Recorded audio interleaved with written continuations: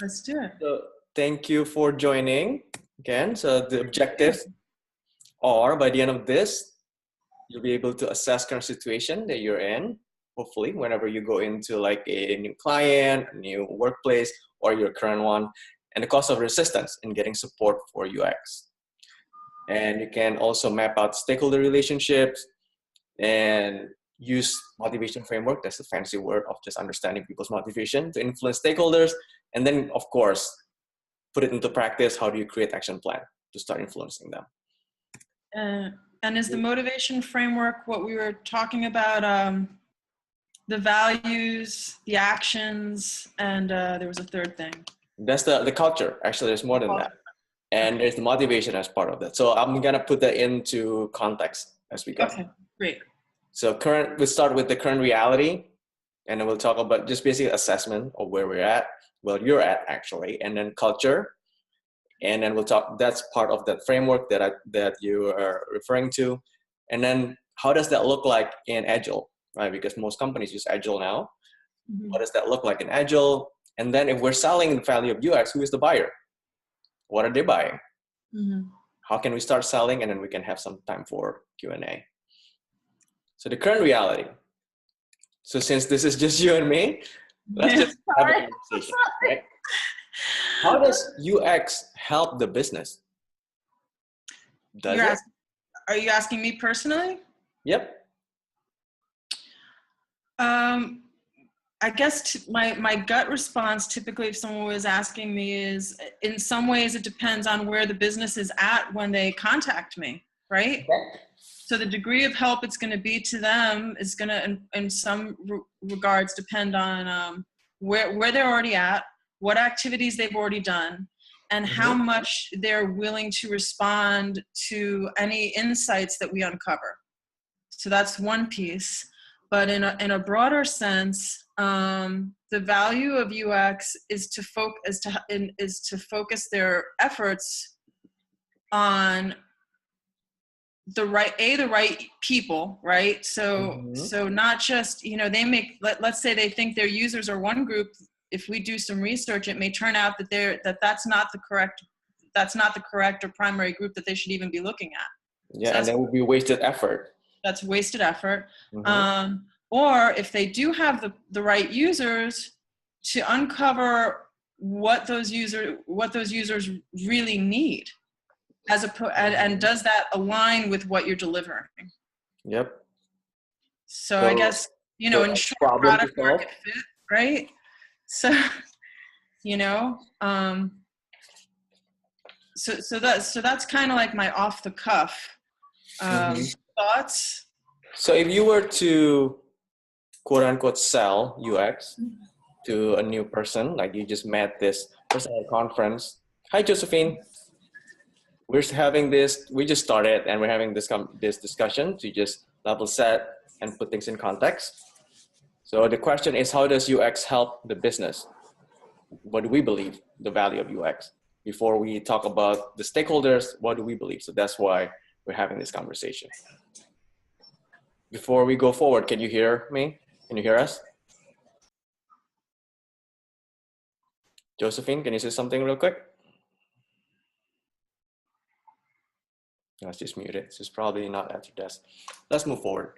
So with this, if you were to try to quote unquote persuade somebody, or like you just talking to somebody at a party, at convention about UX, and this person is ignorant. Oh, if they're ignorant, then I'd be like, well, it saves money. It saves money. Saves money, potentially. Potentially can save time, in the sense that you may invest more time up front to do the research or to do some of the work, the UX work up front, but it may prevent you from having to go back over your efforts or pivot later on. So it can potentially save time. So saves money, saves time. And it also potentially makes or breaks your product or business. If you end up being really wrong, let's say for whatever reason your hypothesis or your product or whatever you're putting out there is what you think the solution is, it's just really off the mark. And doesn't fit with the market, it's gonna be a bust at the end of the day. So the consequences could be pretty dire, right? Yeah. And in fact, I had that experience. So that's kind of the one that I always think of. Mm-hmm. So imagine we're in a perfect world, right? Now let's move forward, and we know what the value of UX is. We believe that. Imagine we're in a perfect world where everyone we work with saw how UX helped the business. Talk to me about that. So this is the ideal world. What does that look like? I have no idea what that looks like. I think that where everyone, I think seeing the value of UX is a lot easier than acting on seeing the value of UX. Mm-hmm. So seeing it and acting on it are there's a big space between those two things. Josephine, what do you think?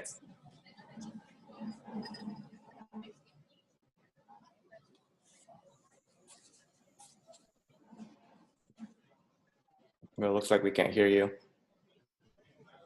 Anyhow, so the seeing and acting are two different things, right? So why is it not happening? Why are people not acting if they see the value? So that's what we're gonna talk about. Where does it break? Actually, the culture. So we're gonna talk about culture, and you'll see why we're talking about culture. The working definition is this: culture is a set of beliefs, values, and behaviors, including their embodiment in artifacts. So the beliefs, values, and behaviors show up in artifact of proof, right? And these things are shared by a group of people. So if you're the only one who has these things, you have these beliefs, the values, and the behaviors, then it's not a culture, right? It's just your personal belief.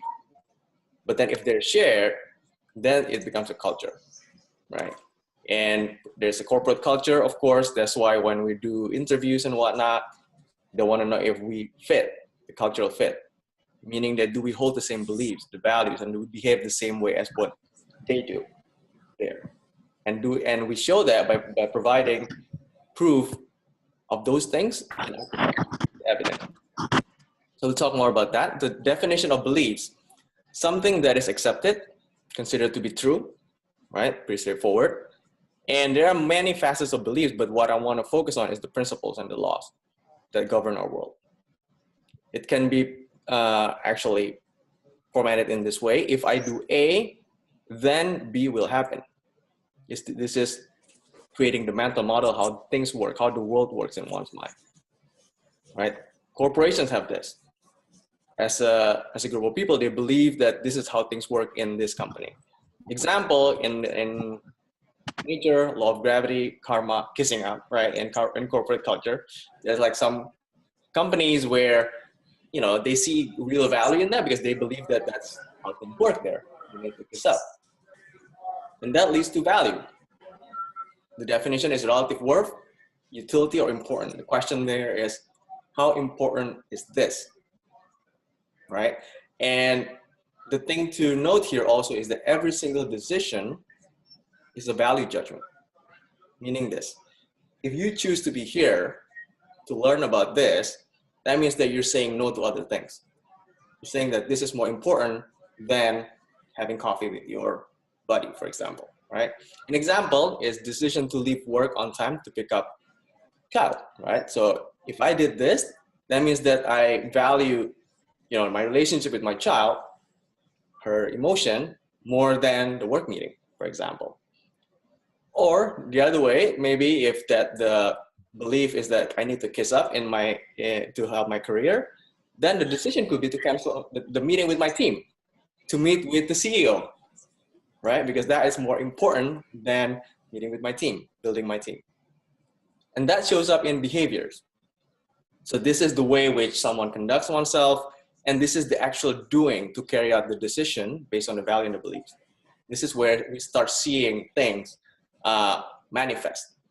So the example here, again, going back to that example of the meeting, you decline late afternoon meetings, so you can leave work on time, right? So that's the behavior. And from that behavior, then you leave artifacts. In this case, the artifacts will be like the meeting invite that says decline, right? Or an email that says, sorry, I can't do that. So these are the proofs. So this is the evidence, then it's the object that's produced by the behavior. And this is the result of that activity. So bringing it back to UX, here's an example. The belief is that user testing is a waste of time. We're using that format A leads to B. If we do it, we'll end up missing our release date with nothing valuable to show, right? And the value here is the reputation of releasing on time. That's at risk, right? And as a result of that, the behavior that we can see is that this person blocks the user testing initiative. And the artifact that we see as a proof of that, email, verbal communication, and the backlog that doesn't have user research, or like it prioritized very low, the backlog. Visually, it looks like this, right? So belief is the core thing that drives the value drives the behavior drives the artifacts. When we look at it, the first thing that we notice is probably in real life is the artifacts and sometimes the behavior. Those are the things that we can actually see, we can witness.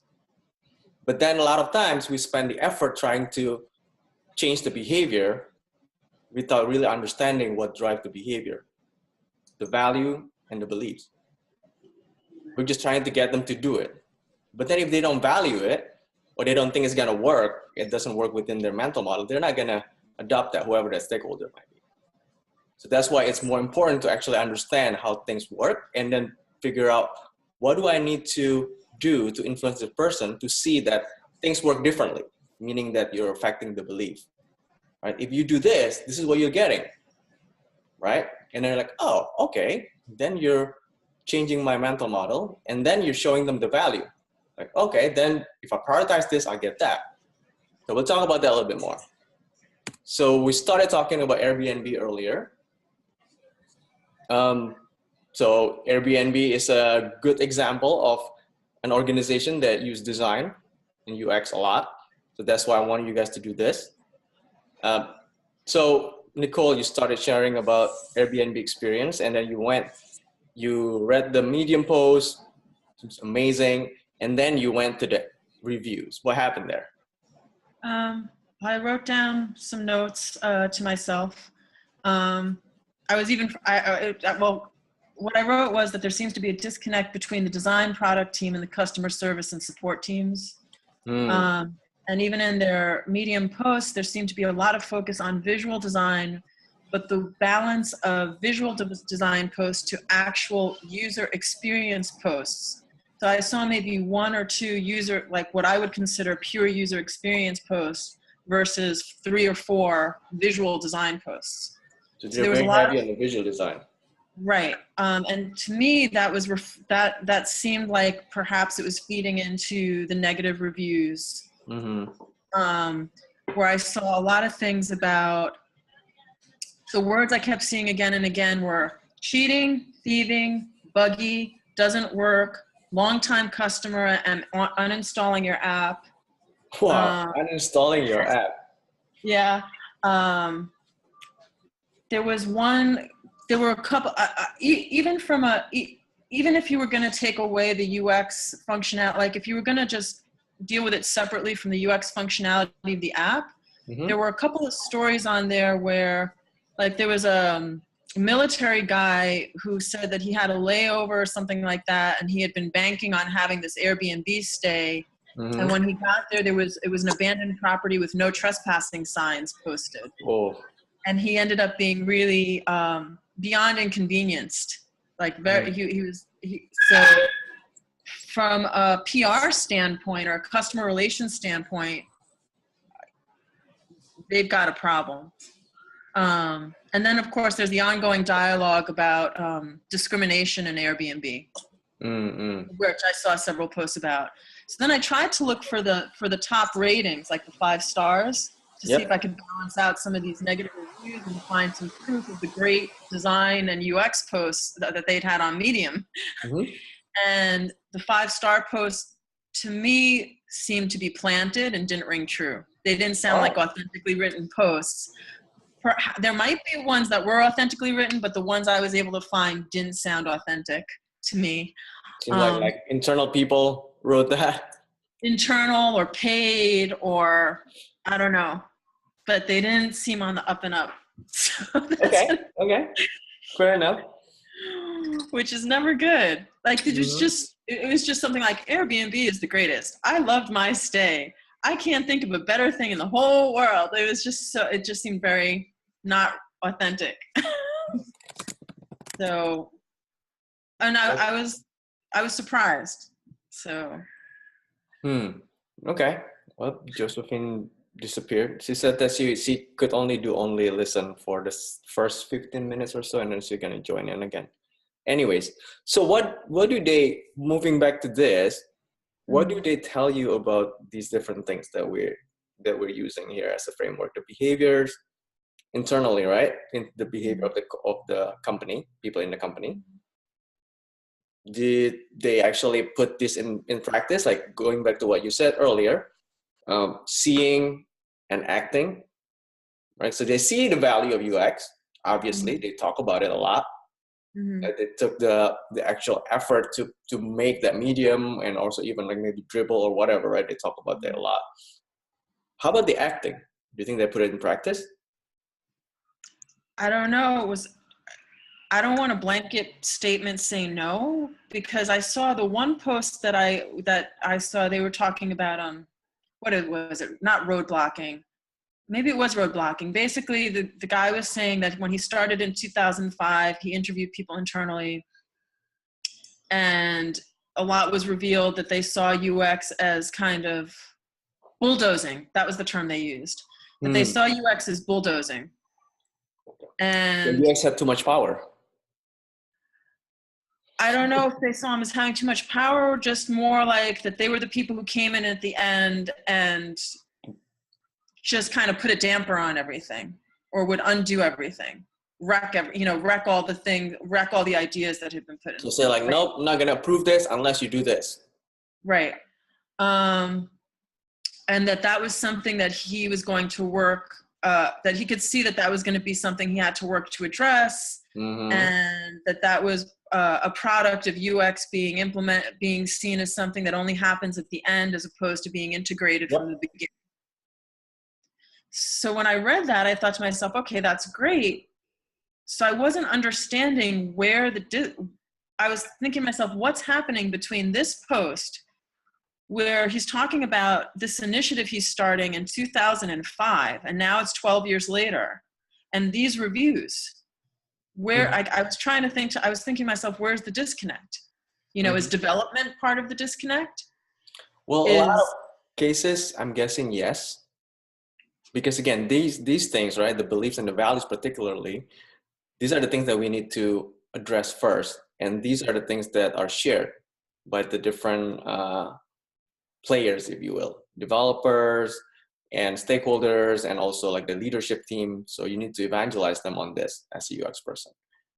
The fact that that guy felt that UX was bulldozing, that means that person didn't see the value, right?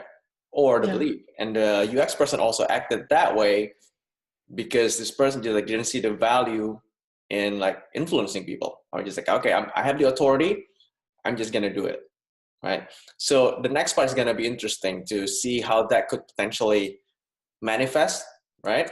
So there are 3 types of UX activities in Agile.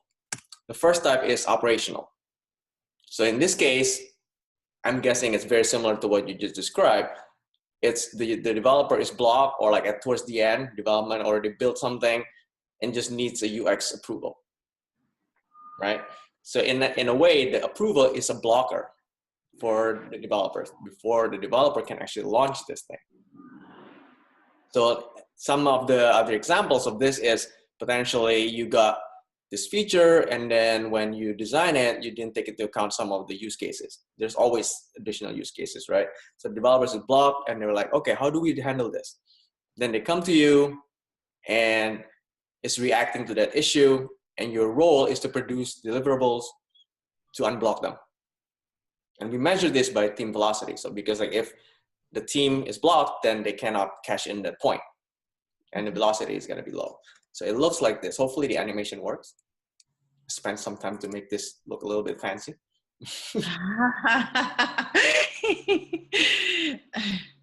So yeah, you can see that the UX person is moving from one user story to another. The greens are the user stories in the backlog, right? So unless the UX person takes care of that, then it's blocked. So that's operational. It's always reacting, and we can't think holistically, right? There's always something like this. And the next level, the next type of UX activity is the tactical type. The goal here is to increase that flow. So the blocker would happen less frequently. And the value also, we're starting to address the value for the customers, because this is when we work ahead of time. Instead of reacting to developers' requests, we work ahead of time. And we can even help the product manager, the Scrum Master to prioritize, right? The prioritize use cases, the solutions, so we can work, because we get to work ahead of time. The UX role here, we contribute to the story definition, prioritization, as we talk about, and produce deliverables still addressing potential blockers. So we're trying to foresee these things. I'm sorry not to interrupt, but with the story definition, do you mean a JIRA story specifically, or you mean just a general story? User story, as in agile user story in JIRA. Okay. Right? Because this has to do with the definition of done also. Yeah. Definition of done, and also how does this actually help the user, right? Mm-hmm. Not just making things up, which happens all the time, because the user story format is supposed to take that into consideration. Like, you know, as a subscriber, as a reader, I want to be able to do this so that, But the so that, a lot of times is just like random stuff that the product wants. So I need to put this in so that the company will make more money. Like, what? So that they will give us a, so they will subscribe again. Like, no, that's not the point. And this is the place for us to actually help them to think about it from the user's perspective, right? They want to read articles so that what? Not so that they'll give us money. They don't want to give us money unless they have to. So that's our role there, right? But even with the tactical though, a lot of times it's not, we still can't think about it from a holistic perspective, because it's still, we need to think about it as in like what the question that you're asking, the right people, the right need. Before we get there, I want to show you the fancy animation. Right on time, Josephine, you're about to witness something awesome with the fancy animation. So remember this? So this was the development on the right side here is an agile backlog, right? And here UX got involved even earlier in the what I call elaboration stage. In this case, we start ideating, right? Prototype, test, prep for development, and then it becomes a user story in the development backlog. So we can already foresee the different use cases, potential blockers, so they won't be blocked. So the next type of UX activity is the strategic. This is addressing the questions that are really important for the business, which are we targeting the right people? Are we addressing the right problem? Nicole, you mentioned this earlier. So because this is about growth, right? The activity here is that we need to do a lot of research, validate the opportunities, like all these, like the lean startup stuff. The UX role here is to facilitate discovery phase, ideate and test the solution. And the measure is actually acquisition. So it looks like this. So we had these. So we add the user research and stakeholder input. And then there is a funnel here where we actually test, experiment, validate, and out of that funnel come out the ones that actually have legs that can actually be implemented. And not only that we can do it, but also we validated that there is the business value. So at The Economist in 2015, when I started doing this whole, evangelizing with the user-centered design culture and whatnot, it looks like this. The purple is operational. So we were reacting to tickets that were raised by developers a lot, almost like maybe 80% of the time. So it was always like fire drill left and right, left and right. But as the culture became more mature, 2016, a year later, it was kind of like this. How did we measure this? Because the Jira ticket, we also identified there's a Kanban board that we created in Jira so that we know what we're doing. So now, this is the question. What is your role in making this change? First, we need to start with your motivation. Why should you care? What do you want out of changing the current situation, right? And the next thing is that, so you want to change the situation. What do you have that no one else has? What's your unique position there? Skills, knowledge, insight, foresight. And then what can you do about the current situation? What are the influence and the authority that you have? And of course, being, UX, and we need to be empathetic. We need to think about how does that actually affect the people around us, the stakeholders, colleagues. We're not even talking about the users here. We're applying the same thinking to people we work with first, because they're the ones who we want to sell our idea to, right? To sell this concept of UX, the different ideas that should actually benefit them and benefit the company. So we want to sell these. Who's your buyer, right? How do we figure out who the buyers are? This is a technique that I use, influence map. So everything revolves around me. I'm in the middle. Well, simply because that's how it is with us, right? Everything revolves around us from our perspective. So that's where we start. And in here, you can see that there are many lines. Every single line represents a relationship or influence that I have, right? So if I deal with these people, like the green ones, those are people I deal with on a daily basis. That's why they're closer to me. And they're green because they're trusted. There's the ones that I have relationship with, I interact with them quite often, but they're neutral. They're either supporting me or otherwise or against me. The yellow ones, I'm kind of cautious, and the red, the pink, are the hostile ones. This way, I can start identifying, okay, who do I have influence over and who can help me with this? And if I want to get to somebody who I don't have direct access to, who can help me? Then in order to help me, then what can I do? What should I do to help this person, put the narrative for this person that could help this person look better, do whatever this person wants to do, and that can help me get to the real stakeholder. Any question before we move forward on this one? Cool. Are the white, I see that there aren't a lot of detractors. There's nobody in the detractor, or there's only a few people in the detractor circle.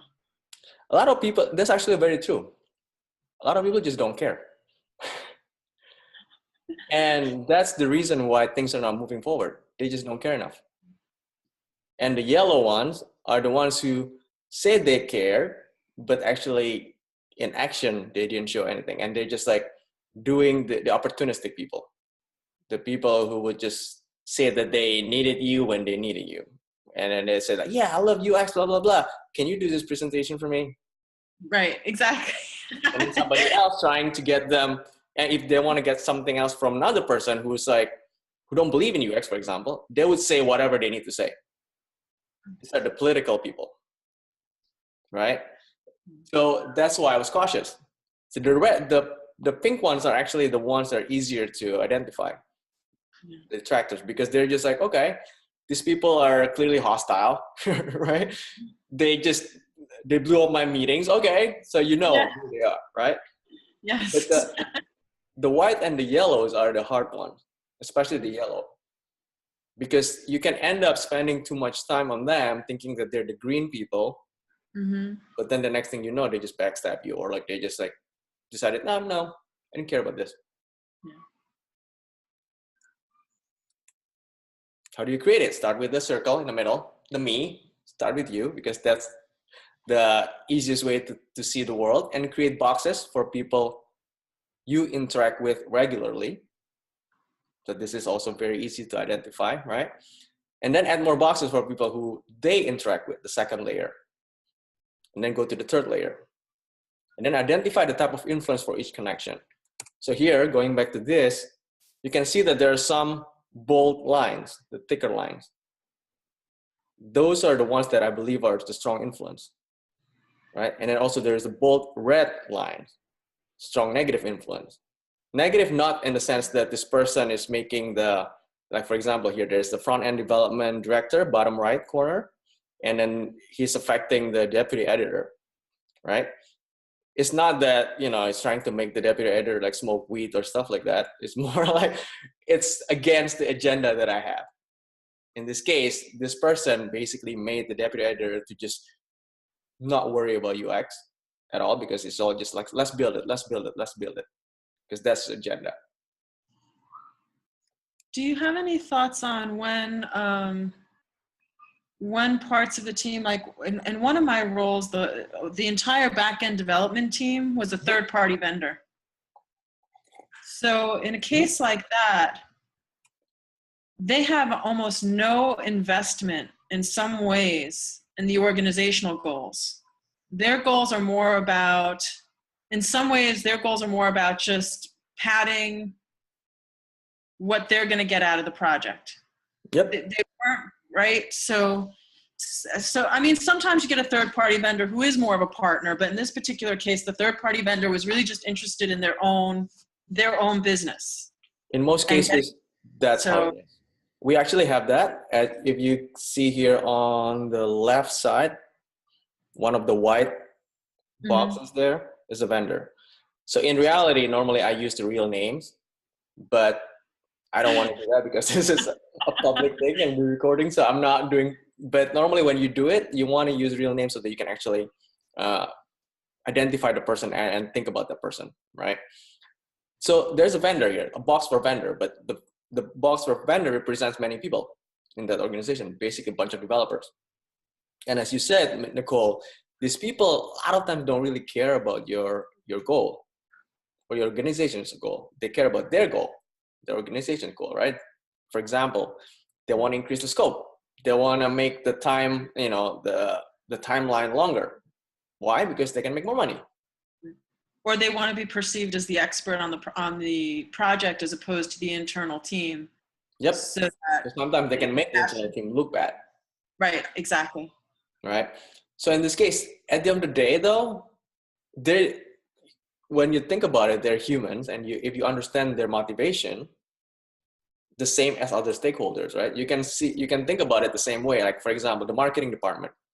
So let's say the VP of marketing wanted to hire his agency, so he could make you look bad, right? Because he's got an agenda like that. So it's the same thing. So then that's when you need to understand, like, why does he want to hire an agency, or why this, why that? Basically understanding the motivation and understanding the beliefs again, right?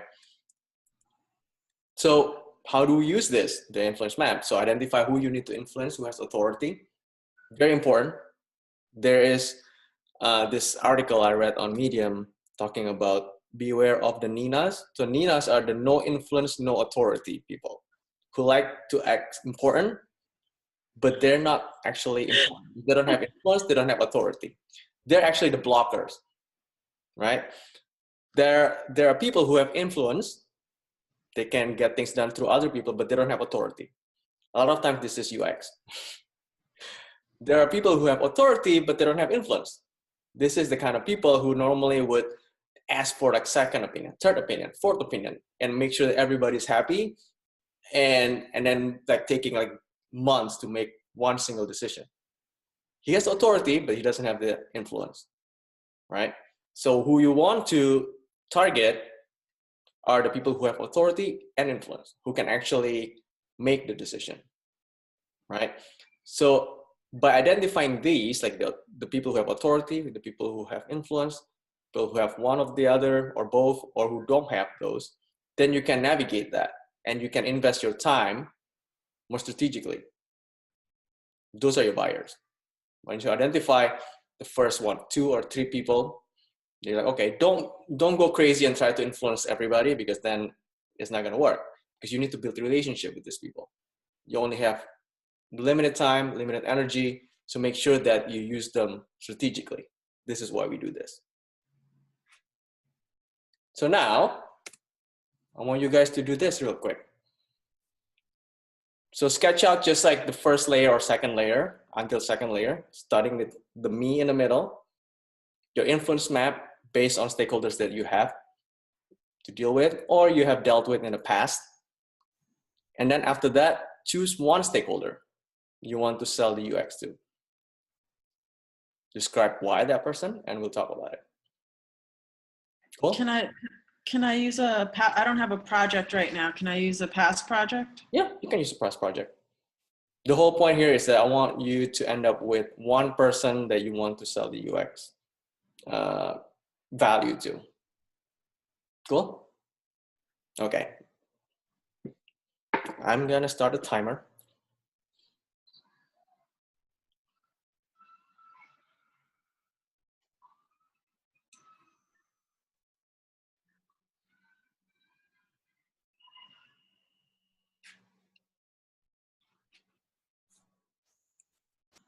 Let me go back to this map so you guys have the reference.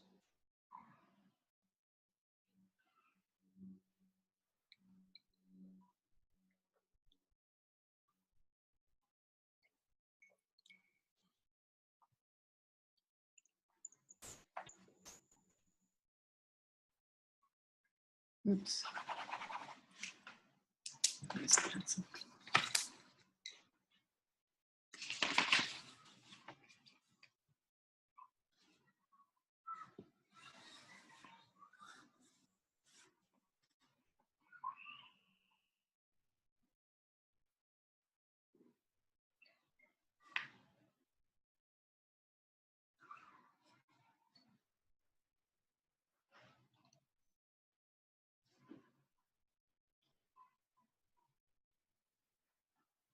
and direct influence would be people we have direct influence over?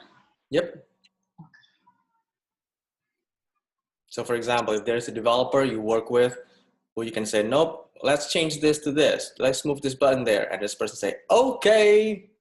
Then you don't have the authority because this person needs to do it, right? But you have influence.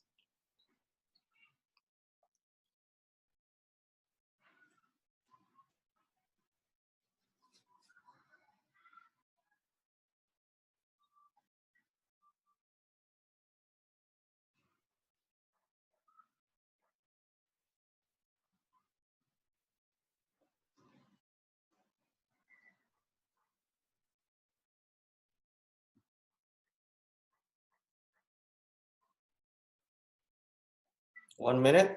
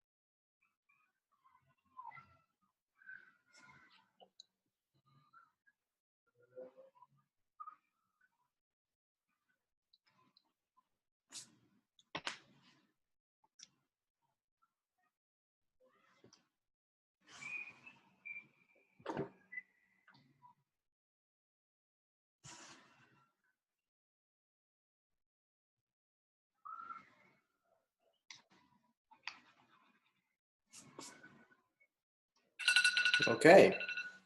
So now I want you to choose one person from that map that you identified and decide why that person, and then we'll talk about it.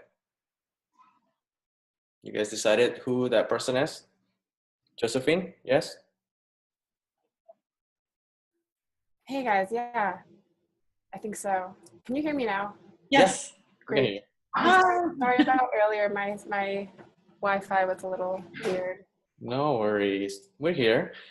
So let's talk about this. Josephine, why don't you go first? Sure. I think I'm in a slightly different situation from what I can hear so far, just because I work with a very small team, a startup. My influence map has our clinical specialists and our VP of R&D closest, and also in green, followed by our CEO in yellow, and our UX designer consultant and dev team a little bit beyond that in white. I think the target is the leadership team, so probably the CEO and president of the company as my target stakeholders. That's a really high target, but good, because it's a small company. They have the authority for sure, right? So talk to us a little bit about that. What do you expect to happen, let's say, if they see the value and they're like, oh yeah, this is great, UX is great, we need to do more of this. What do you expect to happen? I'm hoping for a little bit more of a budget. Right now, I think one of the challenges is that we have a very limited budget and we have an excellent UX consultant, but I think we really need a full-time designer on the team. And if barring that, at least more time with our consultant. That's the goal. Very cool. Nicole? I don't remember his title. I could try and pull it up, but he was a VP. Similar, it's funny, similar to Josephine, and this was a past organization where I was in-house. And I believe he was like VP of digital, for all of digital. And it's funny because I had a lot of people, looking back on it, I had a lot of people under indirect influence, and I can see, I didn't realize it at the time, but I was actively cultivating them, all in an effort to try and manage up and kind of get to that VP. And I see now that it was going to be a hard sell, in part because there was a board of directors pushing above him. So me pushing from below, it was almost no match, even with the people I got on my side, so to speak, was almost no match to the board of directors above him who were driving. Why so? They just had a lot of power in how the business was going to be run. And there weren't a lot of, even though I had people who maybe were willing to stand beside me at a lower level, like on the ground, like day to day, there probably weren't too many who would be willing to stand beside me as I challenged up higher. Right? Okay. So I think, and in fact, I'm looking at some of the people who were his kind of on his same level, like some of the other VPs, and the two closest who were my, who I had indirect influence over, also left shortly after I left. So to me, that's a pretty good indicator that I was kind of maxed out in terms of how much influence I could have. Cool. Okay, thank you. But it's interesting, like looking at it now, I see that it's interesting because I might have tried some additional tactics if I had done this, like formalize this. There's some additional things I might have tried earlier that I think might have helped. Thank you. And so the next thing that I want to ask is really, wait, let me just make sure that I can move this. To identify the buyer, what are they buying from you? So we talk about culture, right? Culture is a corporate thing that's shared. This belief, value, behavior, artifacts shared by a group of people, right? In which case, in your case, seems like, Nicole, you got like two cultures clashing. You were creating the culture from bottom up, the value UX, and then there's another culture from top bottom that didn't value it. And because they had more authority, they want But it's actually, there's another component here. So we saw this earlier, but I added this new block, motivation, right? So the belief and the motivation work together to create that value. Okay. So what motivates people? So motivation is always personal. So here's just, it may look complicated, it's very simple. There are only two things: threat or opportunity. Okay. A threat is a potential loss. It's probable. So it's not something that, you know, it's impossible to happen. But if it is, then it's not a threat, right? If it's possible, then it's a threat. It's possible loss. Or possible gain is an opportunity. Here's some examples. Let's say if you're in New York and somebody's trying to sell you a volcano insurance. Where's the risk? There's no risk of loss because there is no volcano here. But if you live in, let's say, in a place where, you know, where there's like a volcano, so I'm from Indonesia and there's like some volcanoes there. If you live by a volcano, you can lose everything. So the risk, potential risk is huge, right? But here it's not probable, so you're not gonna buy that. Or another one here that is, you can see on the left side next to that volcano in New York is a health problem. This is why we pay for health insurance, right? Because the potential loss is pretty big, especially, you know, as we get older, we have family and whatnot, and it's very probable. That's why we're willing to pay that. But then if it's getting closer to the zero in the middle, subway delay is a loss of time, loss of energy and whatnot, but it's not really that much of a loss. That's why a lot of times you're like, okay, whatever, right? Moving to the right side, the same thing. On the far right, I have dating a celebrity. Right? For a lot of us, probably it's out of reach, it's not probable. So this is not really going to motivate us because like, it's not gonna happen, right? But, you know, getting closer, winning a lottery for a lot of people, that's very probable somehow in their mind. And so on. So at the end of the day, it's all about this. Like, these are the two things that motivate people. And what are the currencies for this motivation? I found that they're basically only these 5 things: time and effort, number 2, reputation, number 3, money, and then emotion, and then physiological needs. It all boils down to this. It's very primitive. When I was at The Economist, we asked people, right, the subscribers, why do you read The Economist? And the answer was like the right answer, the smart answer, which was so that I can be well informed of what's going on in the world. But that's not their motivation. And then we ask deeper, we figure out that their reputation is their motivation. Why? Because they want to sound smart. As simple as that. They want to sound smart. And we know that because when they skip a magazine, they skip an issue 1 week, and they can't contribute to a meeting and say that, oh, I read this in The Economist, then they felt bad. So it's primitive. The motivation is always primitive. And here's another thing that's interesting about this. The value that we place on these different currencies differ depending on where we're at in life.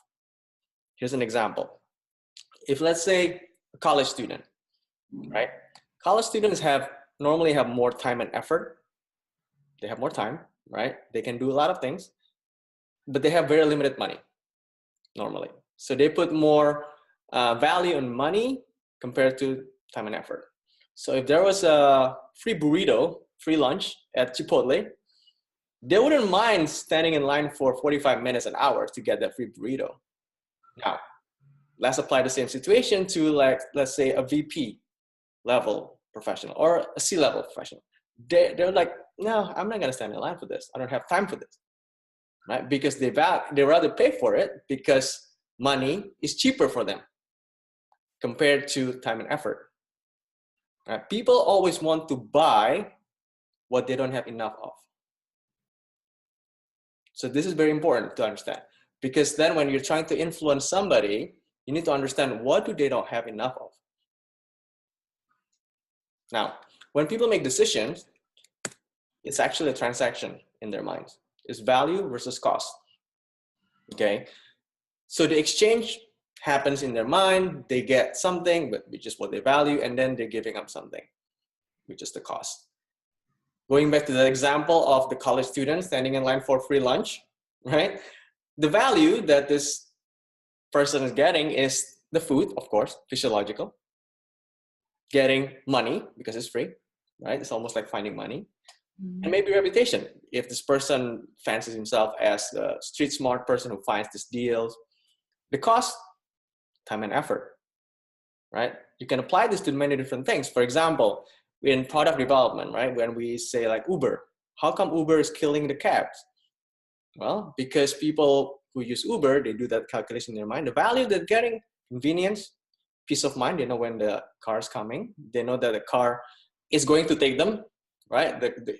With the cabbie, you hail a cab, you got them, and the driver just drive away.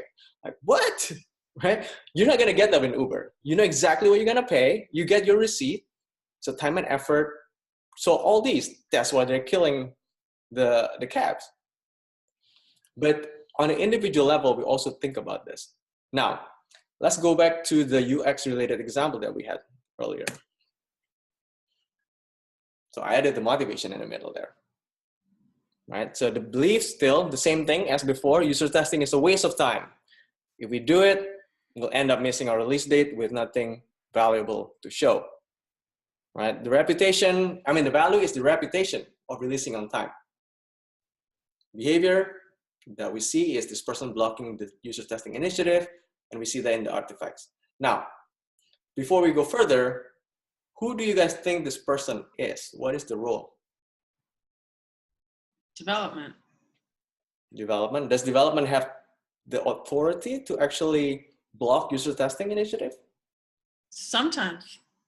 Okay. Maybe a product manager. Product manager. Or project manager. Or project manager. So these are the things that we need to figure out, right? Who has this power? In my experience, normally it's either one of those, the product manager or project manager, or the tech lead, but mostly product manager because they have the final say, right? So what would be let's say we use product manager, what would be the motivation for this? Is it an opportunity or a threat? In this case, it's probably a threat, right? Threat. He's got this reputation to defend, right? So then it's pretty clear why this person doesn't want to support user testing. The risk is he's gonna get bad reputation if this is just a waste of time. He's not delivering any additional value. Now, the next one is I'm gonna change this whole thing. The same situation. Again, value is the motivation. This person wants to put a lot of value in reputation, the product manager. Now, we're trying to change the beliefs. The belief now is that user testing helps mitigate risks. If we do it, we'll be sure to release a product that users are happy with. The value, that's the motivation is, of course, to prevent a disastrous release. And then we can even push that pain button a bit more. You can get bad reviews. You can lose revenue. And something that's more direct and more personal, more primitive, you're gonna make the VP of marketing upset. How are you gonna answer to that person? And this person will start thinking, like, oh, snap, then I need to think about this. And you can leave them with the question, like, let's say that we don't do anything about this and there's a big usability issue, who's gonna get upset? If nobody, then there's nothing there, right? But if there's something like, oh, what if, is that going to lead to potential loss of revenue? Maybe subscribers canceling? Oh, then this person's gonna be like, oh, snap, I have to manage this stakeholder. How am I gonna answer? Then the value is clear. This person wants to steal the reputation, right? Wants to maintain the reputation of doing successful releases. Now, all of a sudden, on time is no longer that important, right? Because for him, the reputation is more important in terms of the reputation of successful launch. Because if it's released on time, but it's a bad release, it's gonna hurt his reputation too. And what is his behavior then? He's gonna ask for user testing. Instead of blocking, he's going to ask for it. And the artifacts are the same. The email, verbal communication, the backlog, these are the same types of evidence, but the content of the evidence will be different. This is actually something that I did at The Economist because we were going to release something and the product owner was like, nope, we don't have time. Now, understanding that, cost versus value, I started by asking questions, right? Like the thing that I asked. Okay, it's fine. We don't have time. That's cool. Can I just take a look at it? And so going back to this, right? On time. That was the key here. So I was like, can I just do a quick review and see if there's a potential usability issue? It's not going to delay your release, I promise. See, I addressed that risk already. So his reputation is no longer at risk. But I'm not committing to a big thing. It's just a small thing, and it's free. Who doesn't want free, right? So then he was like, okay, why don't you do that? You know, no problem at all. And he felt that he was doing me a favor also, right? Then I did that, and I came back to him with like a quick report. Nothing fancy, just a quick findings saying that there are these different tasks that I know that he knows as important, as core tasks for our subscribers. And I particularly mentioned that these are tasks for subscribers, paying subscribers, and they are pretty crappy here. There are some usability issues. This could upset them, and this could lead to people canceling subscriptions. That's what I did there. So I shifted to this. Then when he started thinking, oh, people can cancel subscription, then I need to talk to the VP of marketing about this. He's responsible for subscription number. So start with whatever they're, with where they're at. Identify, okay, what are the objections? Be careful with that. And then try to play with that motivation. The example here, the value versus cost. The value for this person, the product owner, was the reputation and emotion. Emotion as in, it's like, I don't have to worry about this when we go live. For the most part, I can sleep at night. The cost is really time and effort. Because money in the big corporation normally is not an issue. It's just a matter of allocation. Because if we think about it, this is influencing individuals, right? Employees. They don't make more money normally, or they don't really lose money if they allocate the budget there.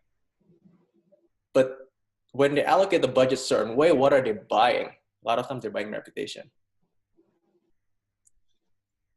So now, going back to your person, I want you to identify the UX activity you want to sell to this person or the concept, right? And identify the motivation. This is really key. Just start with opportunity or threat first. And then list out the value versus cost for doing that activity. Make sense? So I'm gonna go back to the list of values and cost, the currency, so you can use that as a reference. These are the ones.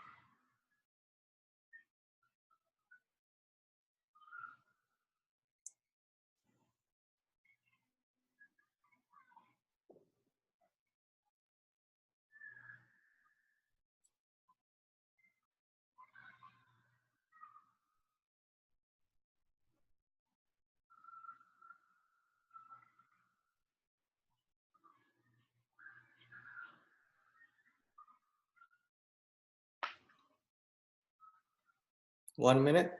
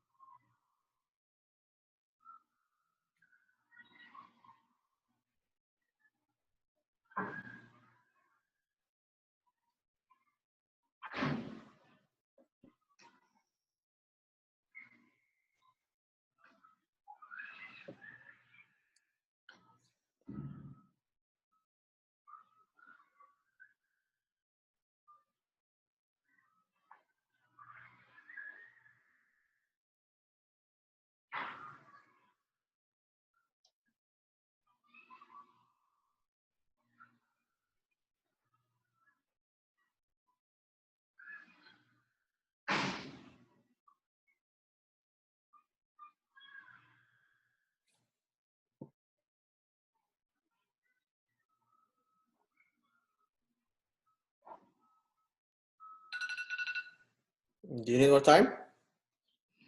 No? Yes? No? Okay, cool. Okay. Okay. So, Nicole, why don't you go ahead and start? Um, What were you trying to sell? I think I couldn't untangle it. It was too complicated.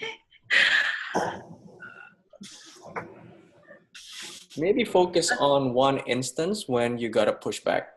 You wanted to do something and you got a pushback. I was trying to sell that we shouldn't go back to something resembling more of the previous navigation, top tier navigation, the legacy one before we did our redesign. And they were pushing pretty hard.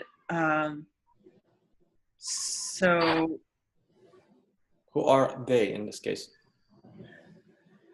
it was the VP of digital and one of the business units. They call them business units, like one of the product areas. Mm-hmm. And what were their arguments? Their arguments were that the users couldn't, that areas of the site weren't performing the way they had previously, but it had only been about a week or 10 days. Mm-hmm. And part of the reason they had gone to a simpler navigation was to make it easier for users, was some research that had been done by an outside agency originally. So I had to sell them on the idea that they had to give it a little bit of time for users to get used to it before killing it. Mm-hmm. And that maybe instead of completely reversing, we could find some sort of compromise. And they didn't like that idea. I eventually managed to sell them on it. We did compromise. Okay. How do you do it? A lot of conversation, persuasion, just a lot of persuasion, I guess. You know, telling them that we needed to give the users more time to adjust, that we hadn't done any kind of introduction to the redesign launch, that we hadn't prepared them at all, and asking if we could just test the compromise and see if we could give it a little more time. Okay, so let's get a little bit deeper, the motivation behind the pushback. Why did the business unit owner or whatever, the lead and the VP of digital push back and said like, oh, we need to revert back, right? That's what they wanted, right? Money and reputation. Okay, how is that costing them money? Well, let's talk about the VP of digital. How is it costing him money? It's costing money to the bottom line. So, so the monthly or the quarterly numbers, and it's costing the business, whatever pages that business owner had on the site was e-commerce. So whatever pages or products that business owner was in charge of weren't performing as well. So it's affecting his numbers too. Okay. And those numbers fed up to the VP. Right. So let's focus on the VP for now, right? Mm-hmm. But personally though, if he, if this didn't change, right, and it was still like underperforming for a while.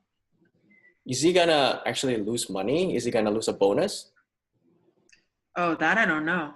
Is he gonna get demoted and lose buying power, like get salary cut? I think he might have gotten let go eventually. So that's the kind of thing that you want to ask. So because it's always on a personal level. Right. A lot of times when people talk about things like, oh, we're gonna lose revenue, right? Mm-hmm. We are going to lose revenue. It's very nebulous. And I hear that a lot, like especially in a big corporation, like, yeah, we can make more money. We're gonna lose money, and if we don't do this, no one cares because they still make the same money. Right. They still make the same salary. But once you're affecting somebody's bonus, that's a different conversation, right? Because if it's like they expected like 10% bonus, they already planned this thing, planned that thing, and then all of a sudden there's a risk of losing that. Now that person's gonna get motivated. But if it's like the company is gonna lose this much, like, okay, right? So in that case, there is more. I think feels like more of of course, the reputation for the VP, and also potentially peace of mind, right? Emotion. Yeah. Because he doesn't want to have to worry about it. He wants to feel good about himself, but he also doesn't want to worry about his job security. Right. Yeah. So then you address that by saying that, addressing both of them by tying that to the bottom line, right? You understand that was the cost of those two things. Because the bottom line potentially causes his performance review bad or good, because that's how he is measured. And by saying that, well, why don't we give it a try? And then, of course, you gave him a way out also, right? By saying that, let's test this. Right. If it doesn't work out, then we can always revert back. Yeah. But if this works out, actually, you can make even more money. Exactly. Better. And you're going to have the job security. Yeah. That's why that worked out. Yeah. And I think I also, looking back on it, if I remember correctly, I might have suggested doing some support. It's like, well, why don't we send an email, like a redesign email, letting users know, hey, you can find your favorite X, Y, and Z here now. How did he respond to that? They responded positively to that. They always respond. I find that whenever, even sometimes like right now, when I might not necessarily have a bead entirely on what the motivation is. Mm-hmm. If I come to the table armed with some potential solutions, like alternatives to what they're suggesting that I think might be a better UX and still yield something like the result that they're looking for. Yep. They're happy, usually. Yeah, and they can be whoever it is that I'm interacting with. That's really key, because you already knew what they were looking for. Right? The behavior, you didn't change the behavior basically. No, not at all. That's what they want. And then because you didn't change behavior, then they were like, okay, whatever. It's just how you want to do it. We're still getting the same thing. Right.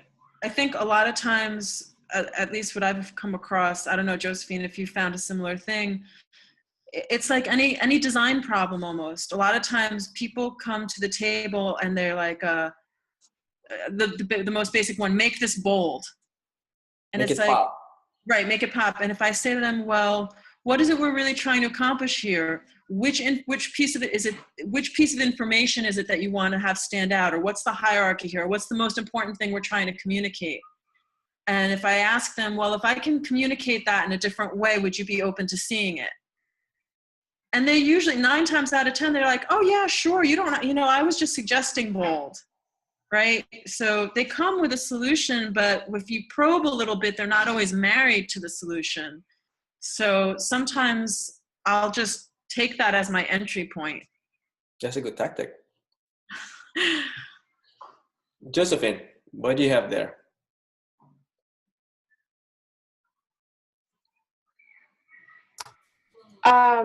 Sorry, I need one.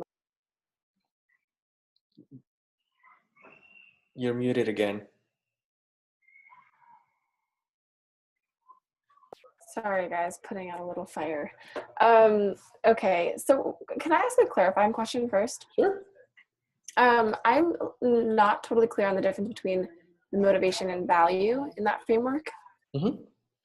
So the way I would think about that is that a lot of times in real world, you use the two interchangeably, but in this case, value simply means prioritization, and that leads to decision. Motivation is the reason why they want that decision. Ah, okay. Right? The underlying reason why they're pushing for this and pushing for that, and then they would decide something, and that's they prioritize it, and that's what they value. Okay. Okay.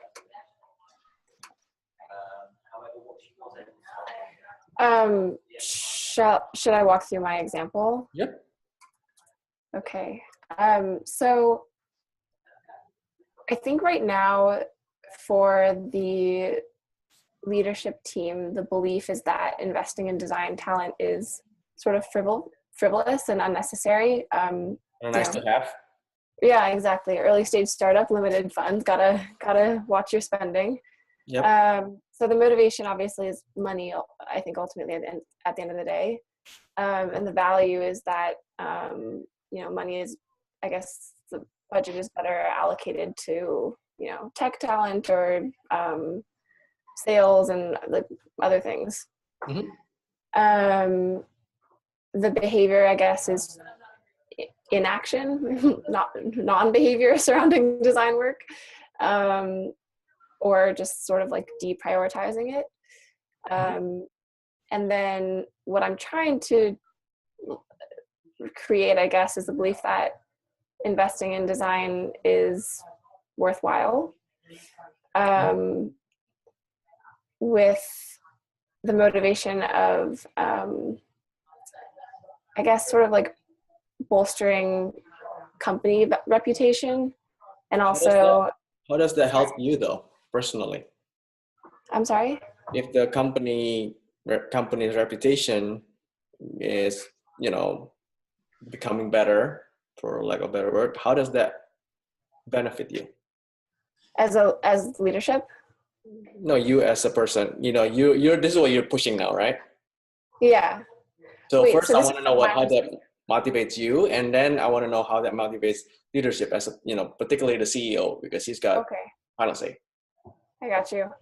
From a personal perspective, it's still reputation, I think. Like pride in the product that we're building, right? Mm-hmm. If I were ever to have a portfolio or share my past projects, I'd want to put forward my best work. So for career? Yep. Emotional, I think, yes. So it's a healthcare product, so like just peace of mind that it's going to work properly for patients who are using it and like not cause any externalities. Yeah. So I think those are the two main ones. So and then go ahead.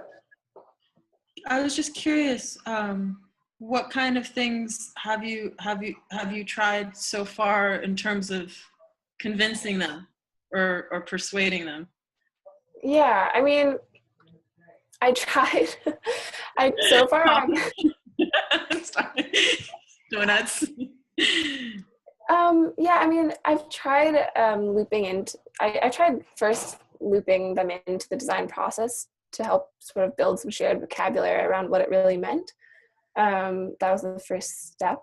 Mm-hmm. And then also kind of, I guess, well, one like ally on my team that I have actually spent some personal funds on a design consultant to like show them what a designer could do for us. So you actually spend your own money on that? It was someone else in the team, but yeah. And then got reimbursed once we were like able to show that it was providing value type of thing. So those sorts of things. I think it's really just like a matter of, it's like, okay, there's an understanding that it provides value, but maybe just not an appreciation for how deep that can go. Mm-hmm. And what the lasting implications are for a product that hasn't had enough investment in usability and UX in the early stages. So how early are you guys at? Like, are you pre-product market fit? Are you growth stage? Well, it's B2B, so it's a little bit different, and it's healthcare too, so it's a little bit more different. But we are already launched, so we've released, we've done a pilot of the beta already, and now we're iterating on version 2. So what is the metric that the CEO cares about? Right now, it's repeat contracts. Repeat contracts? Yes. So you got like existing customers and you want them, basically retention, right? Yes. You don't want them to cancel the subscription, if you will. Right. Okay. So how is that? How is the retention so far? Is that good? It's on the cusp right now. So the way it works in healthcare, it's like very long sales cycles, right? So they will sign on for a pilot, and then the decision whether or not to actually keep it on for like a longer term contract is like a one-time decision that will affect the rest of the year. Okay. So you have one shot. So we're at that phase where they're doing due diligence about whether or not to take on a repeat contract with several clients. So the reason I ask is because these are the things that potentially usability and user experience can help, right, to make the decision. And that's how you insert it based on what they want first, right? And if it can help them with that, then, most likely they'll be willing to listen to you if it directly affects the number that they want to improve. Right. I'm thinking. Go ahead, Nicole. I'm just trying to think, do they have a customer service channel that you can mine for data that will help bolster your argument? Or sales. Or sales, yeah. So I do have, I manage our support stuff as well, customer support and feedback and whatnot. So I have access to that, and we do, I am doing that user research on that sort of level. It's just kind of a matter of, and so like I guess it's not so much investing in the research. I think we have that covered in the talents and capabilities of our current team. I think what we're lacking is the UX UI side of things, and just not enough of a budget for that. So implementing the research findings? Yeah, and also just having like bandwidth, like one person who's owning that, right? It's just so this person is probably kind of putting out fire all the time, right? Yes. So anyway, did I follow the prompt correctly? I'm not sure if it's fine. With the reason so we got to that in the conversation. So I was trying to understand. So my understanding is that your CEO didn't want to hire. So the activity they want to sell is basically building more UX and UI, right? That's what you want. And the motivation for the CEO for not wanting this is because this person feels like, oh, that's not essential. Meaning that if we invested there, then that could delay the other things that I want that could help me with the metric that I want to pursue. Because resource allocation. Right. And that's the value and the cost, really. The cost is that he's, especially with startup, you guys have limited resources, limited runway, a lot of cases. Then he wants to make sure that he's got the peace of mind that he's putting in place everything that he could to push for what he wants in terms of like the next milestone. And also as part of that is the belief that, well, it's maybe, I'm just making a wild guess here, B2B, maybe user experience is not as important. Because that's, a lot of times people have that, the belief. So that's the belief, right? It's like, oh, even if we don't have the best user experience, if it works, we're solving the problem, we can still make the money. Right. If that's the belief, and the motivation is to get the repeat contract, then there's no value for him in the user experience. So you need to believe. The part that you need to change is really showing that, oh, actually, it would cost you something if you don't address this. We may lose the contract, or we may lose an opportunity to get the contract, right? Or it would like increase the chance of getting a contract, which is the same thing in the end, right? Yeah. To speak the language. I was going to say you can frame it as an opportunity loss. So, I mean, I don't know. I don't know what business you guys have got, but it sounds like if you were freed up to focus more on X, Y, and Z, or if you had this extra person or half a person, whatever, if you had extra resources, you just make the case. I think making the case from that perspective might help. I don't know. It's hard to. Yeah, if you can start with something that's very low investment, like you started doing that already with like getting, you know, the design done, right? The brand effect. But the problem with brand effect is that it's not tangible enough for startups. It's a very long term and you can't measure it. So the CEO, I'm guessing, would need to see how this actually directly relate the number that he is, I guess, concerned about. Right. It's kind of a indirect link. I'm struggling a bit with how to make that tie more tangible. So the best one I can think of is really, well, a couple things. So user experience is about usability and usefulness, right? Utility. So the utility has to do with the motivation for the user to use their product. This is not motivation of stakeholder. I'm talking about motivation of the end user, right? So if it solves the problem, then they'll use it, right? But then if it solves the problem, then they try to use it, but there's got too many usability problems, too many frictions, they're gonna give up. That's just how it works, right? So knowing those two things, to win the contract, where is the part that caused the most drop off in a way, right? So if you can identify that from the sales calls and whatnot, or like the support script and whatnot that you get, all these insights that you already have, start with that and figure out like, what are the reasons why people don't take decided not to move forward with the contract? Is it because they don't see the value in terms of the usefulness of it, or because it's too hard, right? In that case, then you can start identifying. If it's too hard, then usability is the answer, right? That's the easy one. If you can start with that, because that's also measurable. The usefulness part is harder, because then that's like a marketing kind of problem now. Then user interview and all that can help, but start with identifying if there is a friction that you can remove with these. Yeah. Okay.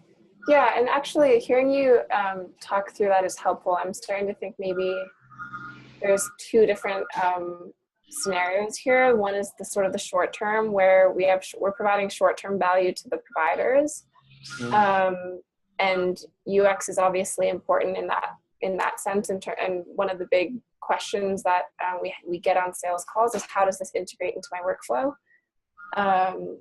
So that's obviously all about usability. And UX plays a big role there. And then the long-term value prop for the customers is actually more related to the patient's involvement. So there's a patient-facing application, which, pending large enough numbers, we start gathering data from it and can actually build out the analytics that are driving the second phase of value prop. So we can make a case for UX just being important in terms of getting patient users to get that data to be able to demonstrate that ROI for sales. So I want to just bring it back to the conversation about the motivation. I'm just going to bring back that. This one. The reason I want to come back to this is because of the short-term versus long-term thing, right, that you just mentioned. I would say focus on the short-term, because people normally believe that the long-term effect is real, but they can't feel it. They can't imagine it. This is why people don't exercise or don't quit smoking until the doctor says differently, that you only have 6 months if you don't do it. Right? Because it becomes very nebulous. And this is also why people don't save money or don't invest. I'll wait until later. They can't imagine it. The short term, they can actually already imagine and start feeling it, because we all make decisions based on our feelings, emotion. Mm-hmm. So focus on the short term and focus on the small wins. So actually this leads me to we have the tips, but that's a good one. I'm gonna just quickly go there. So the recap quickly, motivation is always personal. This is something that we need to always remember. Be careful when somebody starts saying that, yeah, the company will start making, it's not their motivation. The company will, not their motivation, right? If it actually hurts them and it makes them say, oh crap, that's a motivation. If this happens, then oh crap, motivation, right? Like for example, your CEO has to answer to the investors or the board. Now we got something real. He doesn't want to be put in that position where he's got to say, oh yeah, we got a crappy product because I didn't want to invest in the user experience, if they ask about it, right? So then that becomes real. So because it's personal, then you need to know who the buyer is. Who are you trying to influence? What is that personal motivation for this particular person? Not the corporation, not the company, the person. And again, the combination of belief and motivation determines the value. Sometimes they have the motivation, but they believe they believe that the world works in a different way, right? Like for example, with your CEO, Josephine, which I'm sure your CEO wants to deliver the best product that is easy to use. He believes that usability and ease of use, good user experience will drive conversion. I'm sure he believes that. But he also believes that can come later. He can still get there with just investing in the technology first. Mm-hmm. Right? So the two beliefs, he still believes that, that is good, but I'm still okay. There's no oh crap if I don't invest in this now. Mm-hmm. So that's that. And each person puts different value on the risk and reward currency. So this is another thing that we talk about. And make sure you're selling, this is very key, what the person wants to buy. This is a big problem that I had to learn the hard way, that I was trying to sell what I wanted to sell. The other person didn't listen to me because they're like, I don't have a need for that. Mm-hmm. I'm like, yeah, the company will make money. That's the typical. That's very classic. We're gonna make so much money. The economy is gonna make so much money. And the other person like, oh yeah, that's a good idea. Great. They're receptive, right? But they're not gonna buy it. Yeah. Because they can't spend that money. Mm-hmm. Okay, now we'll talk about start selling.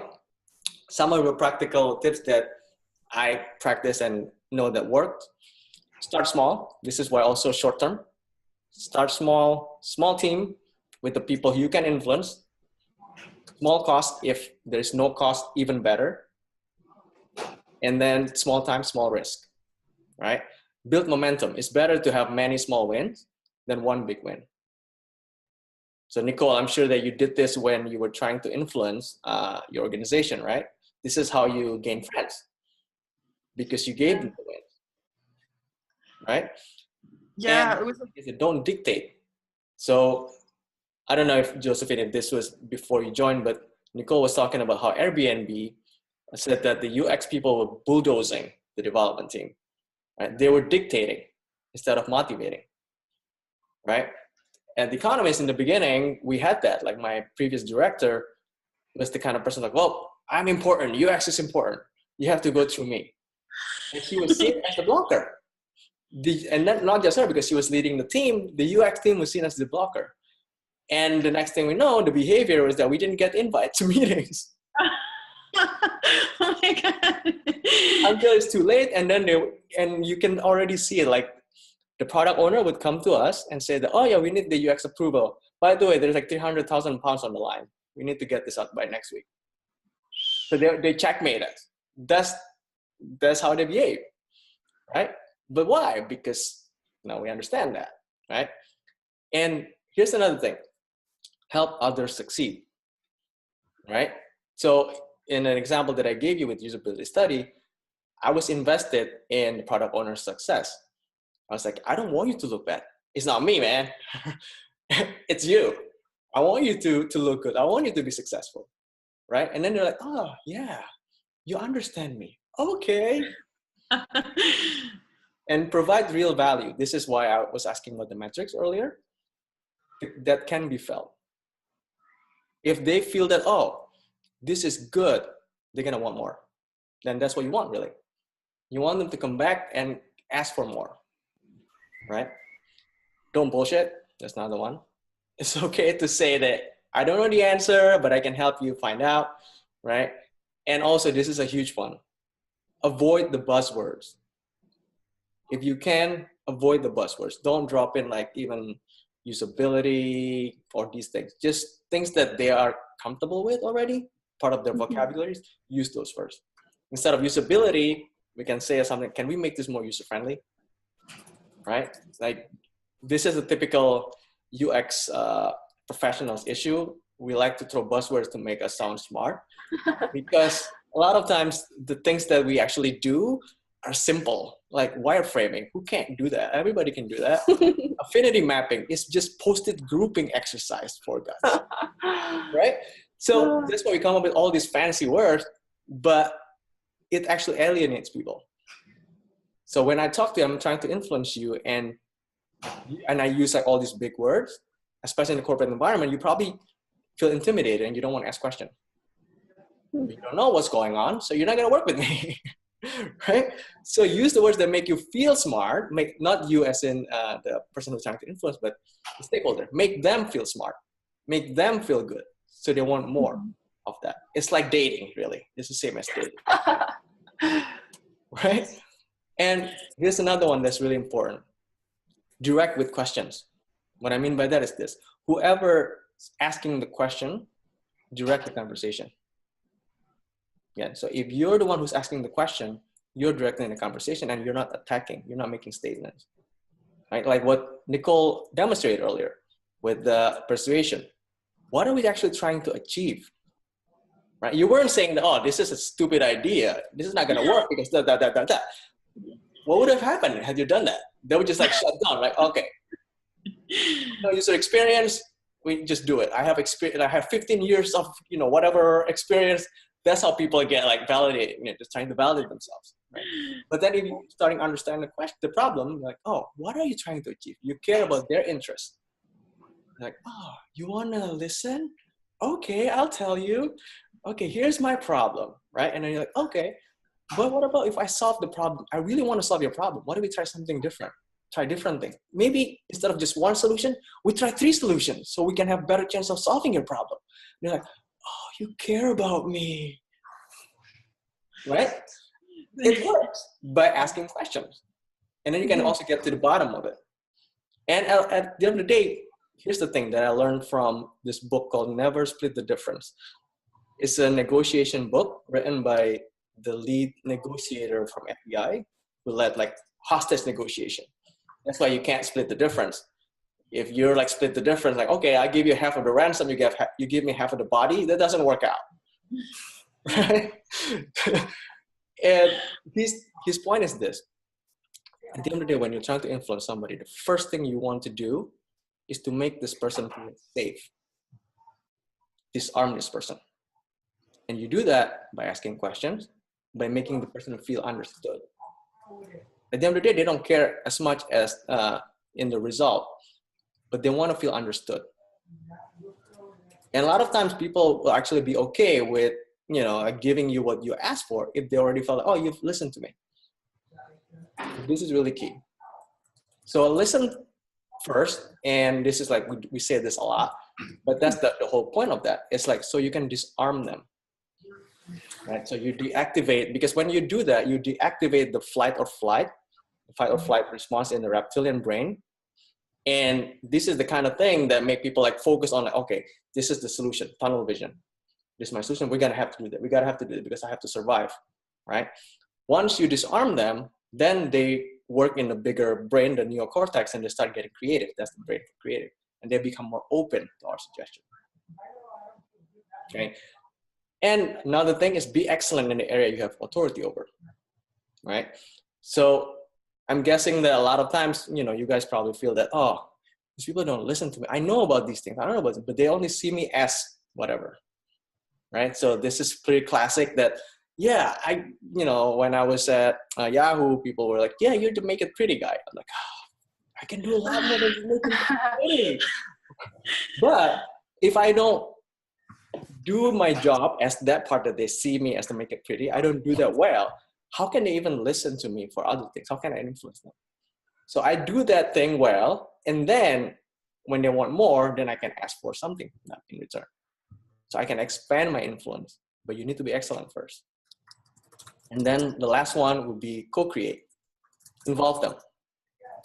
And as part of this, be transparent about your method, include others in your process, let them contribute, because then you're basically creating an IKEA effect for them, right? If they've been part of that, they've helped you build whatever, they're like, yeah, I did that. They're gonna support you. The principle there is involvement yields investment. They're going to support you because they're part of it. They own it now. So I do this quite a bit with just again, trying to kill all the buzzwords and not use it by saying, hey, I want to know, I want to know about your thoughts on this and this, and get like developer, product owner, scrum master. It's like, I don't know how to do this navigation. Can we just quickly sketch it out? And it's the fancy term is design studio or design sprint, but I didn't use that. I'm just like, can you help me sketch? This is like some Sharpie. I just want to get an idea from you to see what's possible and what's important from the business standpoint. They're like, you want to know what I think? And I got the requirement that way. And they just thought that, it's no big deal. I'm just visualizing my thinking. I'm like, perfect. But by doing that, we're co-creating. And I didn't use the word co-create, obviously. I'm going to say, we are going to co-create this thing. No, don't do that. And this is part of the design thinking, and we're going to use this method. Like, no. Just like make it like really, really simple and make them want to be, make them feel included. So that's that. Few ideas to get started. Start with unblocking development to earn trust if developers are the ones who are blocking you. Or in your case, Josephine, basically start to earn trust by helping them do what they already want to do. Right? So build the relationship first. Because at the end of the day, people want to work with you.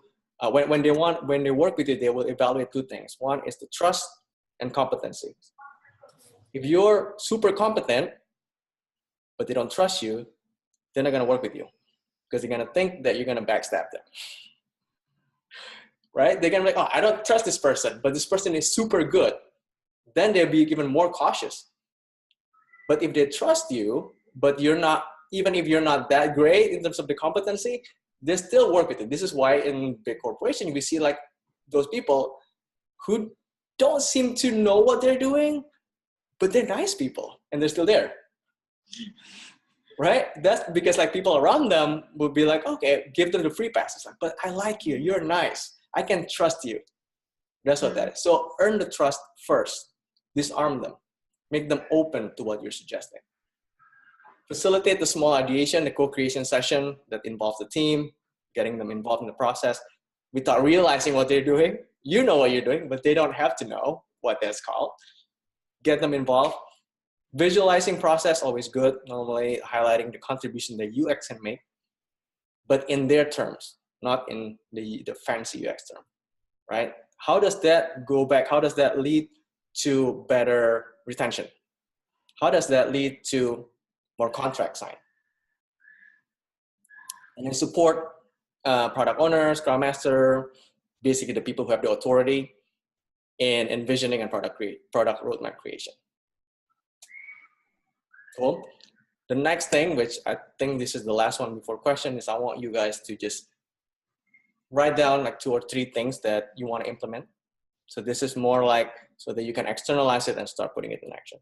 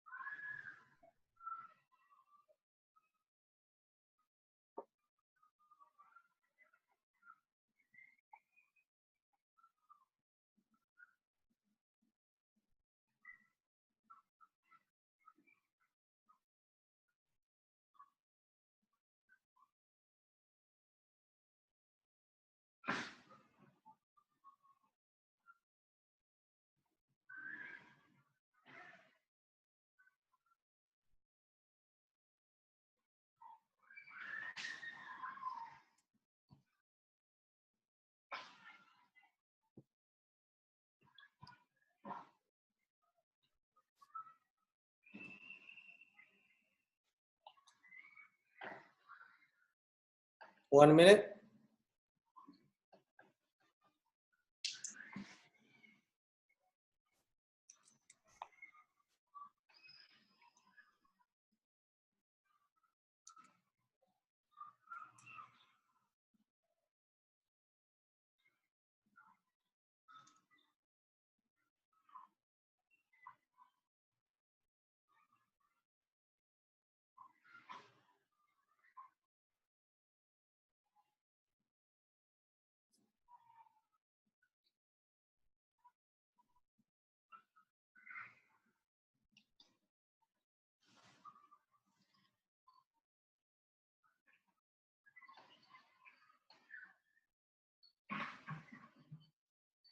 Okay, let's talk about this.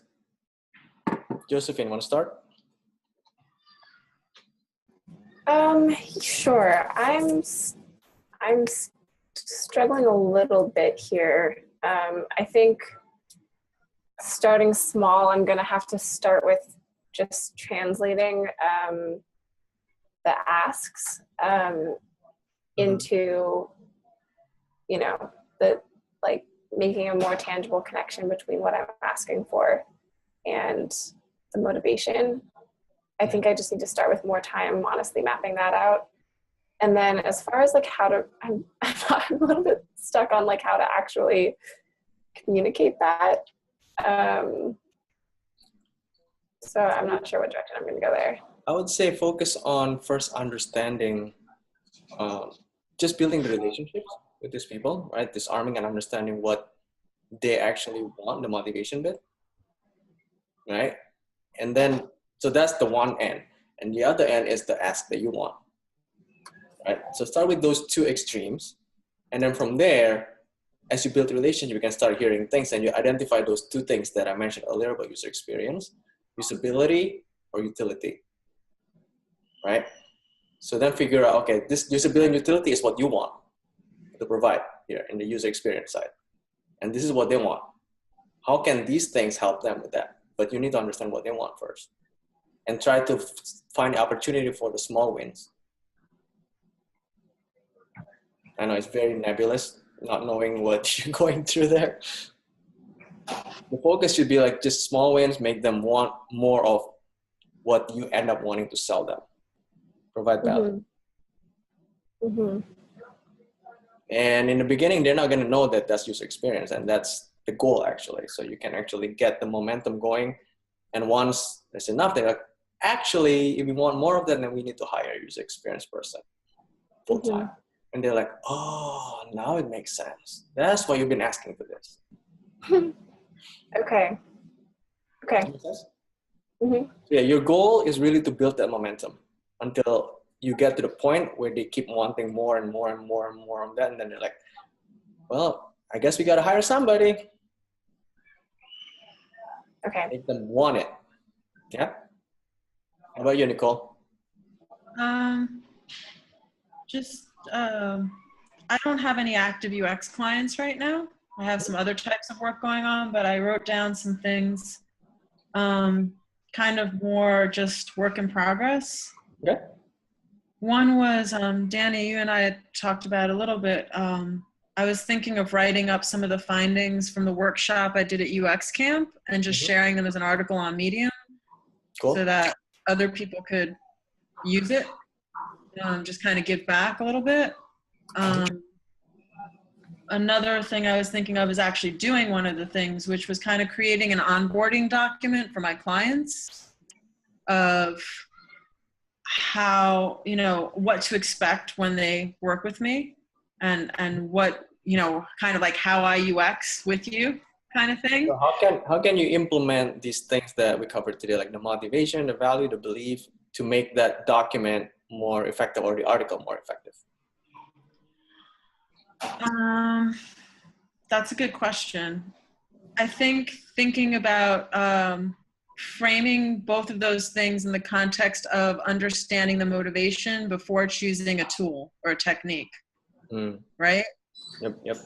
Cool. So when I'm looking at the article, I was thinking of framing it, if the problem is, or if the problem presents that as X, or if if they, if they're worried about KPI, or if there are not enough resources, or if the motivation is driven by, somehow framing it to refer back to that motivation, and how the specific tactic or approach is addressing or matching the motivation.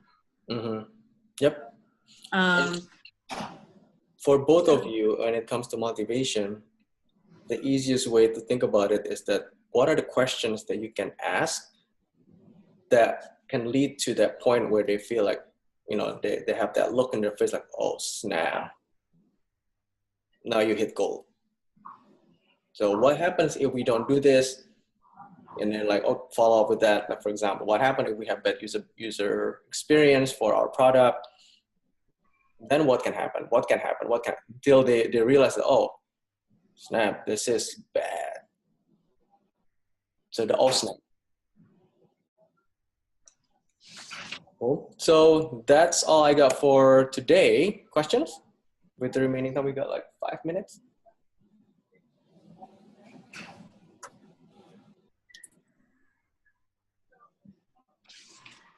No question going once? Twice? You can always contact me later anyways. You have my email. Yeah, this was awesome. I think I'm just kind of still processing. We went over a lot. So yeah, there's a lot here. It's a lot of material to digest. Josephine, you have any questions?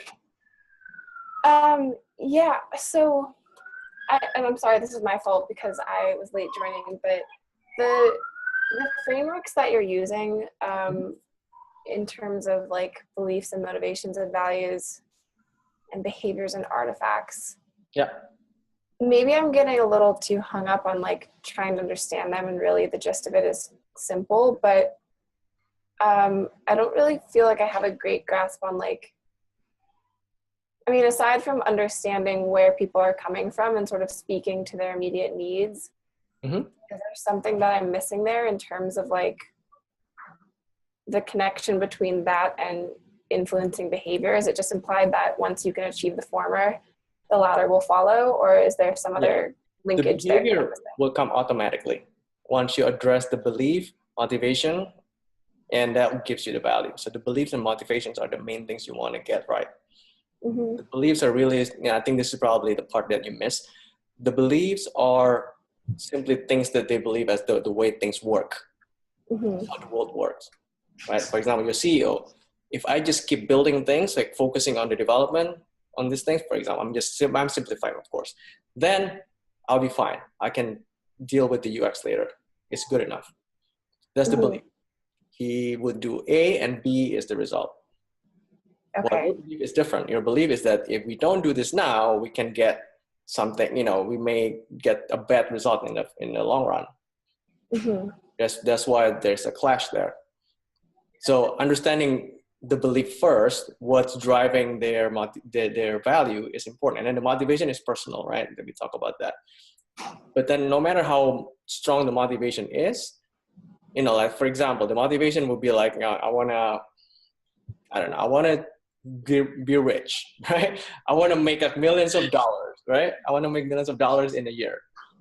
But then in my belief, I don't see how any other way other than maybe playing the lottery, because that's how I believe the world works. Finding a job is not going to help me with that, I'm guessing. So in that case, I'm not going to even try to find a job. I'm not going to prioritize that. That's chosen the value. And then I'm not going to even try it.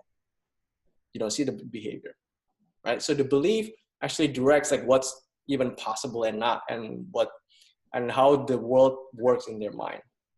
Okay, and changing the belief is about tapping into the motivation and kind of connecting the dots between, I don't know, are we showing examples? Are you how do you that's why you want to make them feel it, right? So for example, in the case where the usability study that I use as an example, the belief was that in the product owner's mind, he didn't need to do that because he was going to be fine. Right. But then when I introduced that other I guess I changed the belief by saying that if you do this, then this is going to be the result. And I show that through the heuristic evaluation, the review that I did, and the data that I gathered in terms of the tasks that people do. But then he sees things differently.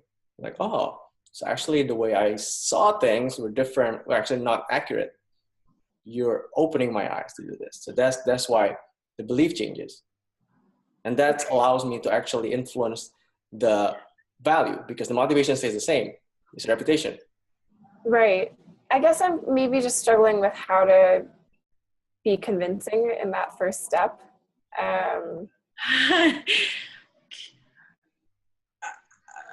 Can I share an example from this wasn't one that I did, it was one that I assisted on. In one of my old jobs, I worked really closely with the front-end dev, the head of front-end dev.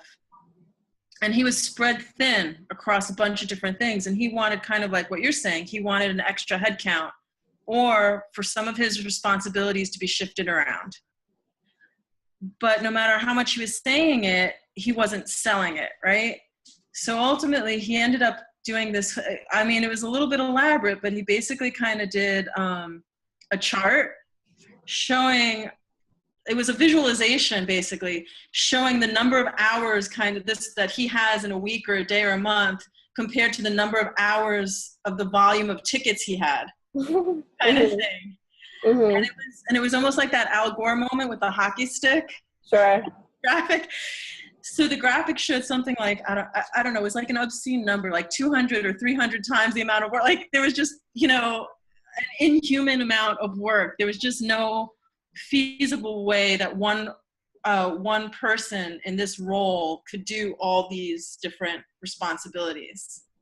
So that was his way of trying to, we worked on it, and then he presented it in a meeting to and we came not just with the presentation of what the problem was, but also with the recommendation of what we thought, some recommendations for possible solutions. So whether that meant temporarily outsourcing some help, spreading some of the responsibilities over other functions. We had a bunch of different potential solutions, but the pitch was, hey, the way to sell it, saying he was overburdened wasn't enough, and even showing it wasn't enough. We also had to show that priority or critical projects weren't going to get done. Right? These things are going to miss their dates, or these things aren't going to get enough attention, or these things aren't going to succeed. These high priority projects aren't going to succeed, Manager X, and that's going to make you look bad, Manager X. Which is fine, I can keep working this way, or we have some solutions, and with our solutions, these projects won't fall through the cracks, kind of thing. I gotcha. Yeah. Yeah, it is. Thank you. Yeah, so it's really leading back to that snap moment for them individually. Right? But then you need to also change the belief, right? Like the way Nicole described that, is that they created the chart and all these things, visualization, to make those people understand that, actually the way I believe things work is flawed. This is the reality. Can I ask one more quick question, Danny, about how, were you ever maybe earlier in your career in a situation where you didn't quite know how to get to that aha moment? And I don't know, what, these are very helpful frameworks for thinking about it, but how did you kind of get from 0 to 60 in that sense? Well, for me, I got the training, if you will, from the UX side, from user research, user interviews. Because user interview, at the end of the day, the main thing is we're trying to get the problem before we get to the solution space. That was my training. I didn't realize that it actually applies to managing stakeholders. Okay. So this is the same thing that people use in sales, in negotiation, the exact same thing. It's all just about identifying the problem first. And not only you identifying the problem, but make them realize that that's a problem. Because that's another thing. Some people just oblivious, and then they just ignorance is bliss, right? They deny it. Yeah, I'm fine. I'm fine. In that case, then you got nothing. And also the other thing is that's why I wanted you guys to see the influence map, because if you hit the wall with one stakeholder, can you get through another one? Right? Because then you can also actually plant the seeds from different directions. It's confirmation bias. When you keep hearing the same thing over and over, then you're going to believe it's true. Understanding this, then you can attack it from different angles. Okay. Like from the CEO, right? You get to the CEO directly, you're hitting the wall. Okay. Then how can you actually plant the seeds? And in a way, what's good about this? But how do you give a narrative for somebody else? For example, let's say the chief of product. I don't know, I'm just making it up. How can you make the chief of product look good using UX? Right? So the chief of product will use your narrative. You feed the narrative like, oh, we do this, blah, blah, blah, blah, blah. And this person pitch it to the CEO using your story. This person looks good and wants more of you, more from you, right? And then the CEO gets the message too. So early on in my career, I got annoyed when, like, say, like my manager or whoever asked me to make PowerPoint looks better, make it pretty. I hated that because I'm like, really? I went to, grad school for this, right? Yeah. I'm a UX person, for God's sake. I know how. But more and more, I actually realized that that's actually a great entry point. Right? So I was actually asking for it when I was at the conference. I was asking, hey, do you need help making the PowerPoint look better? Sure. Why? Right? Because then I get to see what they're presenting. And I get to give them the feedback on that. And then start asking questions. Because I do like the work well, and they're like, oh, do you have any feedback on this? Initially, it was just like, just trying to be polite. And since they asked, I'm like, oh, actually, there's this thing that you can potentially include and make this more convincing. And they're like, oh, wow, thanks, man. That's what they're going to do next. They're going to ask me to help them with the presentation, right? Not just the visual now, but the content. So I'm actually, and then at the point where, at some point, I was like actually telling them what to say.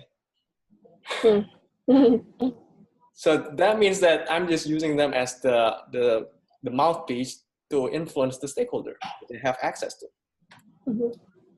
And that's, if you want to put it in like the traditional UX bucket, that's not UX at all. But every single bit of it is actually UX. You're understanding where they're coming from, they empathize, you're defining the problem for them, right? Not from your perspective, for them, and then you come up with different ideas to help them, and then you test it and iterate. That's thinking right there. Okay. So first thing is just focus on building the relationship, make them feel that you're providing value through this UX thing without realizing it, and make them want more of that. Okay. Easy. Well, it's really hard actually, but the fact that you're very motivated and it's a small team, and the cool thing about being at a startup is that people actually want to see results. And use that to your advantage. With like big companies, like when I was at Economist, the reason why I left was actually because it wasn't moving fast enough for me. I was making progress, but then it's like, okay, yeah, we gotta do this whatever design sprint. Okay, let me find a budget. Okay, 3 months later, like, we're almost there. I'm like, Yeah. Yep. With you guys, you don't have 3 months. No. It's gotta happen tomorrow or yesterday. Yeah. Right? So use that to your advantage. Use the evidence to back you up, because that's the language that they understand. Cool. Anything else before we close? Huh? Nope, it's good. This was awesome. Thank you so much. Thank you. Thank you, guys. And yeah, so just let me know. Ping me if you have any question. I'll send you guys the deck, and I'll figure out the recording. I did the recording here. I've never done this before with Zoom, but hopefully it will work out, and I'll send you a recording also. Is this your first webinar? Yep. Wow. Awesome. Really Well, enjoyed I've been it. teaching, so Okay. all these things. I told Nicole that these are normally the things that I advise people on, but it's not like the complete picture, like piecemeal here and there whenever it comes up. So I was trying to also figure out a way to structure it in a way that makes sense. I hope that makes sense for you guys. Yeah, it really did. I got a lot out of it. Cool. Yeah, no, it definitely made sense. Am I muted? No. No, you're not.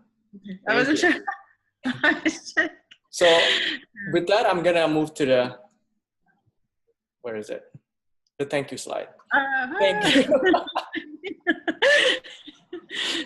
Okay, guys, I'll talk to you soon, hopefully. Okay. Definitely. Thanks so much. Thanks, you. everyone.